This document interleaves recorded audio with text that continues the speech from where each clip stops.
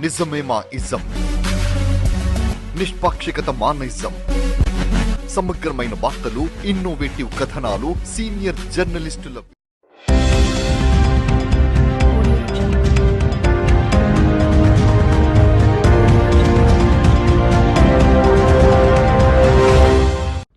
దుగ్గొండి మండల కేంద్రంలో మండల కాంగ్రెస్ పార్టీ అధ్యక్షులు ఎర్రెళ్ల బాబు అధ్యక్షతన ఏర్పాటు చేసిన జై బాబు జై భీమ్ జై సంవిధాన్ అభియాన్ రాజ్యాంగ పరిరక్షణ సమావేశ పాదయాత్రలో వరంగల్ జిల్లా కాంగ్రెస్ పార్టీ ప్రధాన అధ్యక్షురాలు ఎర్రబెల్లి స్వర్ణ, నర్సంపేట నియోజకవర్గ రాజ్యాంగ పరిరక్షణ కోఆర్డినేటర్ కూచెన్న రవలిరెడ్డి ముఖ్య అతిథులుగా పాల్గొని మాట్లాడారు.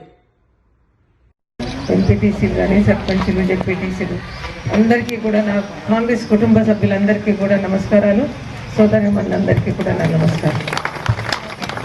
కాలాతీతమైంది, చాలాసేపు అయింది. నేను తీసుకొని రావడం జరిగింది. అయినా కూడా మనం ప్రతి ఇంటింటికి కూడా ఈ జైబాపు కార్యక్రమాన్ని తీసుకుపోవాల్సిన బాధ్యత మనందరిపైన ఉంది. నిన్న మొన్న కూడా ఈ కార్యక్రమాలు చేయడం జరిగింది. దీని గురించి విపులంగా కూడా ఇప్పటి వరకు ఇక్కడ మాట్లాడిన వాళ్ళు మీకు చెప్పే ఉంటారు. జైబాపు అనేది మనకు స్వరాజ్యం తీసుకొచ్చిన గాంధీ గారి గురించి, గొప్పతనం గురించి చెప్పాల్సిన బాధ్యత మన పైన. ఈ సంస్కృతి పోవాలి. నిజంగా నిజాలు వెలుగులోకి రావాలంటే మనము వీళ్ళ గొప్పతనాన్ని చెప్పుకుంటూ, ఈరోజు రాజ్యాంగం యొక్క గొప్పతనాన్ని చెప్పుకుంటూ, రేపు వచ్చే భావితరాలకు ఇది మా దేశ గొప్పదనం అని చెప్పుకోవాల్సిన అవసరం ఉంటుందని ఈ సందర్భంగా మీరు ఇక్కడికి వచ్చిన ప్రతి ఒక్కరు కూడా దీనిలో భాగస్వాములు కావాలి. ప్రతి ఒక్కరు కూడా ఆ రోజు స్వతంత్ర ఉద్యమంలో పాల్గొనలేకపోయినామని బాధపడాల్సిన అవసరం లేదు. ఈ రోజు ఇది మరొక స్వతంత్ర పోరాటము.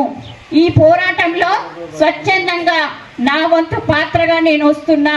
నా కుటుంబానికి కానీ పక్క వాళ్ళకి కానీ వీళ్ళ గొప్పతనాన్ని తెలియజేసే నాకు అదృష్టం వచ్చిందని చెప్పి అదృష్టంగా భావించి స్వచ్ఛందంగా వచ్చి ప్రతిరోజు పొద్దున ఒక గ్రామము, సాయంత్రం ఒక గ్రామం పాదయాత్ర కంప్లీట్ చేసి ఈ నెల 25 లోపల ఈ నర్సంపేట నియోజకవర్గం మొత్తం కంప్లీట్ చేస్తారని చెప్పి ఈ సందర్భంగా ఆశిస్తున్నాను. ఇక్కడికి విచ్చేసిన మీ అందరికీ పేరు పేరున ధన్యవాదాలు.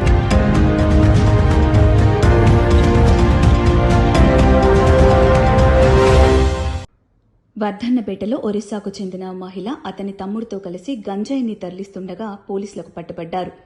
భువనేశ్వర్ నుండి గుజరాత్ వెళ్తుండగా ఈ రవాణా సాగుతోందని పోలీసులు తెలియజేశారు. ఇలా గంజాయి తరలిస్తే కఠిన చర్యలు తప్పవని పోలీసులు హెచ్చరించారు.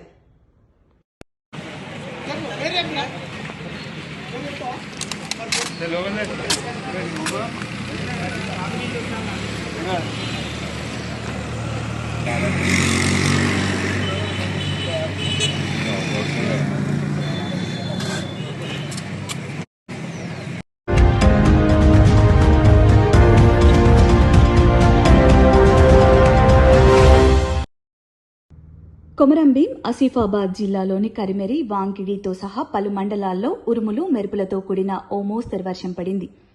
అంతేకాకుండా తెలంగాణలోని పలు జిల్లాలతో సహా ఒక్కసారిగా భారీ వర్షం కురిసింది.